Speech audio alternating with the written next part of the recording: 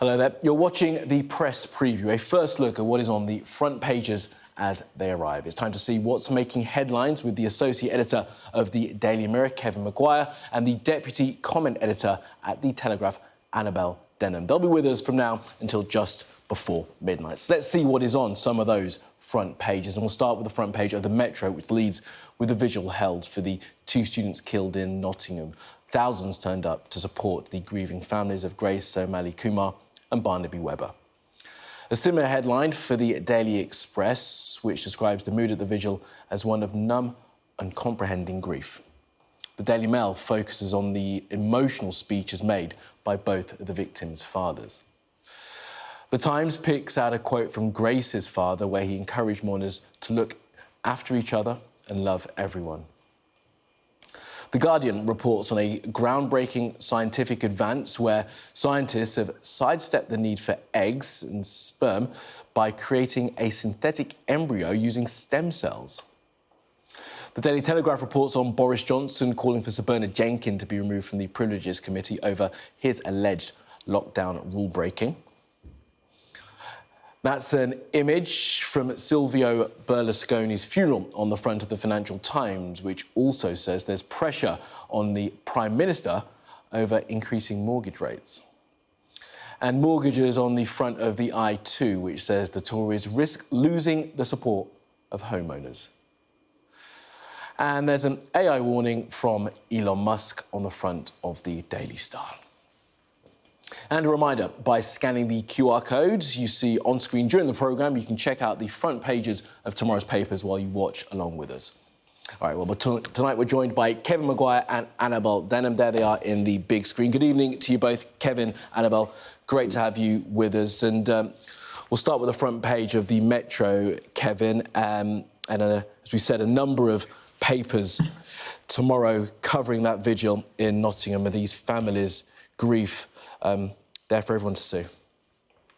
No, absolutely incredibly moving scenes. The Metro have gone for the headline "United in Love." That's the love of their children, 2 grieving families, and the father spoke so movingly, as did others. And it's almost impossible. The only people who will really know how they feel are those who've suffered something similar, because it's beyond the comprehension of most of us to lose a child in such a violent, horrific way. But it's how do those families cope? How does the students' friends, family, and also the friends and family of Ian, 65, the school caretaker who was also murdered and his van taken. How do they cope? And that's the big question. But people are incredibly resilient. But listening to the fathers speak, Barnaby say doesn't know how he'll deal with it, and Grace's dad pictured there saying, look after each other. It's just kind of really shocking that it happened. But it's now how do we as people respond and deal with it? Yeah, let's look at the front of the Mail if we can now, Annabel, as we talk about those 2 fathers who just showed incredible strength to be able to talk just a day after losing their children. As Kevin said, it was so emotional, so touching, and really painful to kind of hear the raw emotion that these guys are going through. Absolutely, it's just awful.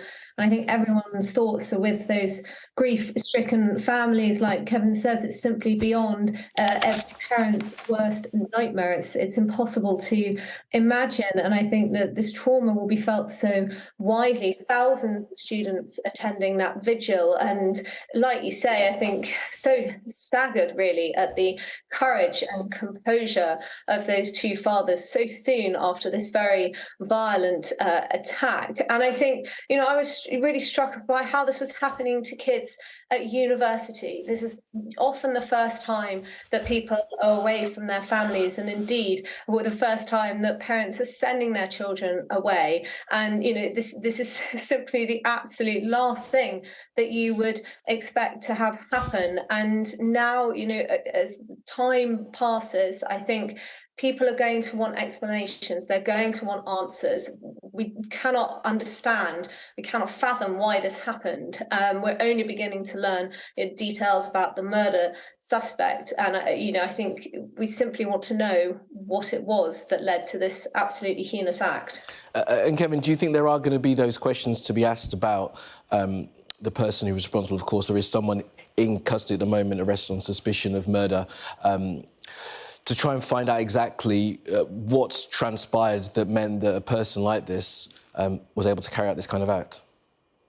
Yeah, there has to be a person in custody. The police say they're not looking for anybody else, and you've got to understand. We've got to understand why whoever did this. I know there is a legal process here. Why whoever did this did it, and where there are opportunities to stop them doing it, that was somehow missed. I don't intend to, or mean to blame anybody on that, but maybe lessons can be learned, because it is just absolutely appalling how somebody could murder 3 people, 2 students, a man 65 still working. Use his van to run over 3 other people, one of whom is critically injured. It's just terrible. It is beyond the comprehension of most of us. We have to get our heads around it, understand why it happened, and how it might, I say might, have been prevented. All those questions have to be asked. Yeah, they do. Perhaps lessons to be learned. A number of families shattered by what happened in Nottingham yesterday. All right, let's move on to some of the politics that are on the front pages now. And Annabel, let's start off with you. The front page of the Eye here. There's the headline: Tories losing support from home owners as Hunt backs new rate hike. Talk us through the reporting here. Sure. So this is new polling for the Eye. It's suggesting that homeowners are turning away from the Conservatives. I don't think that this is altogether surprising. Let's not forget that when Rishi Sunak came into number 10, the impression that he gave was one of quiet competence, that he and Jeremy Hunt would be very safe hands on the tiller, and now it looks very much like they have lost control of the economy. What we are seeing is banks freezing off some of their offers, perhaps raising mortgage rates in response to the expectation that there will be interest rate increases. And why are those expectations changing? Well, it's off the back of this very sticky inflation that we've seen, despite Rishi Sunak pledging that inflation would be halved by the end of the year. It is remaining stubbornly high. And earlier this week, we had ONS labour market data that found that wage growth has gone up by 7%. Now, this is still a reduction in real terms, but is nonetheless an absolutely massive number. And it renews fears that we now find ourselves in some kind of wage price spiral, where prices on the shelves are going up. So people are then going to be demanding pay raises in order to fund it, which in turn is going to lead to companies needing to increase their prices in order to meet those pay demands. And you can see how you get into that spiral, which Jeremy Hunt, which Rishi Sunak, which Andrew Bailey are all absolutely terrified of. And, as the Eye is pointing out, this is simply something that the Tories cannot ignore. They are going to pay for this at the next general election unless they can find a way to grow the economy, to cut taxes, and to bring down inflation. It's not exactly within Jeremy Hunt and Rishi Sunak's gift. It's very much the responsibility of the Monetary Policy Committee at the Bank of England, but nonetheless it looks like the most senior members of our government are throwing their weight behind the decisions that the MPC will be making. Yeah, and I'm glad you mentioned that wage price spiral, Kevin, because that is what has always been feared and what's been talked about. But Kevin, as you know, and I saw you shaking your head at some of that, there is another way of doing this. And if we look at what's happened in the States right now, they've paused the rate rises. They've managed to get inflation under control. So there are other factors, and the comparisons don't often work. I mean, Annabel said, that was a promise by Rishi Sunak to bring inflation down. It's remaining sticky. It's maybe going up, and rates are rising as well. No, absolutely. And next week, expected to go up again with Jeremy Hunt backing it. And the The FT, rather similarly to the I, are pointing out Sunak's going to feel the heat on this because they are rapid mortgage rises, dominated Prime Minister's questions. Keir Starmer basically saying, Sunak's been distracted, all this nonsense with Johnson and Honours. But the HSBC's put up cost of borrowing twice a week. And it's worth remembering that in December 2021, as recently as then, interest rates were 0.1%, the base rate. It's now 4.5%. It is going to go higher. That's an extraordinary rise. Mm. And it's quite right that inflation eats into the value of your wages. Wages are chasing inflation. Inflation is not, wages aren't creating the inflation. It's wages are chasing inflation. But it damages your living standards, high inflation, but so do higher mortgage interest rates as they take your spending power away. So it's kind of people are under assault from two directions when you've got inflation, what you buy is going up in price, and then your mortgages, your car loans, your credit cards, they're going up too. And Annabel, you kind of touched on it a little bit in your answer there. There's sort of the criticism coming from some of the Conservative Party towards the Bank of England Monetary Policy Committee. But, I mean, my thought on this is, as rates keep going up, we're going to start seeing other parts of the political divide perhaps questioning the way that the Bank of England have been raising rates. There was a question that perhaps they should have got a hold of this earlier and didn't act quickly enough, and those criticisms sort of are lingering, aren't they, now? Yes, in fact, I think the government was quite slow to criticise the Bank of England for having extremely loose monetary policy for far too long. And, the Bank of England has had a bit of a communications disaster ever since it allowed this massive increase in the broad supply of money during the coronavirus pandemic. Andrew Bailey has been very quick to blame workers, or particularly older workers who've decided to retire. He's criticised those who've asked for pay rises, which I think is frankly immoral. People should go to their employer and try and get the best pay that they possibly can. He criticised some companies for their pricing structures. And I think it's really time that the Bank of England took responsibility. It was in a very difficult position during the pandemic. It was under immense pressure to print money so that the government could fund support packages such as the £70 billion furlough scheme. But that doesn't explain why it was so slow to wake up to the inflationary threat and to suggest for a really long time that it was transitory. I think we all know now, here we are in June 2023, that inflation is not transitory. It's very damaging for the Bank of England. What it needs more than anything else is to restore credibility. Only then will expectations of interest rates rises come down, once people have realised or at least expect that the Bank of England will get inflation under control. But until that point, we are going to see banks making these sorts of moves, increasing mortgage rates, perhaps pulling deals off the market. And for Rishi Sunak, like the front of the Financial Times says, this is extremely awkward. Let's not forget that it was fears about a mortgage time bomb that contributed to the ousting of Liz Truss. And now the cost of government borrowing is higher than it was after Truss's mini budget. So the question will be, does Rishi Sunak face similar risks? I think it's unlikely, but undoubtedly he is in a very uncomfortable position indeed. And Kevin, a quick thought from you on where the Labour Party will position themselves on this. That I haven't yet heard sort of criticism of the Bank of England coming from people in the shadow Treasury in the Labour Party. But where will they position themselves, considering the fact that, in 18 months' time they actually could be in power?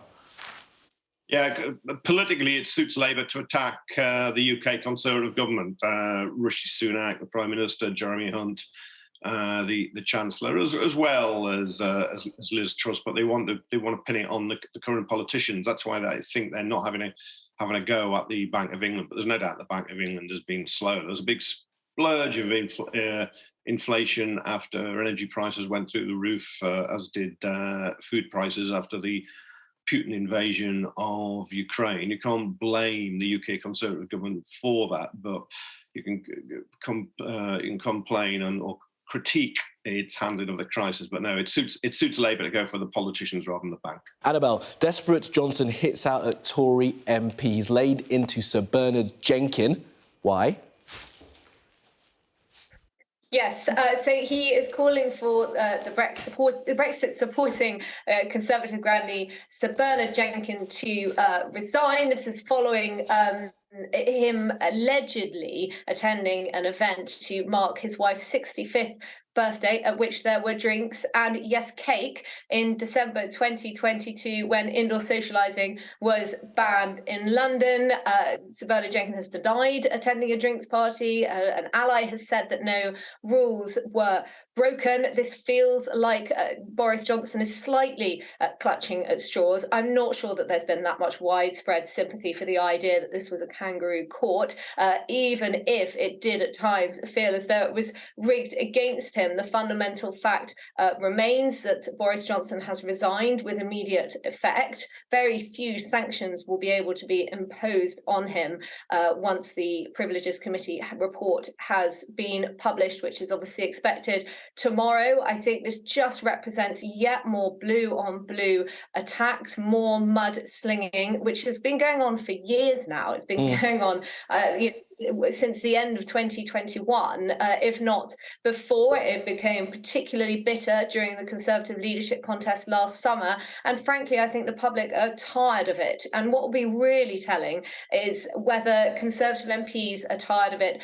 as well, because there will be a debate on Monday on whether to accept the report's findings.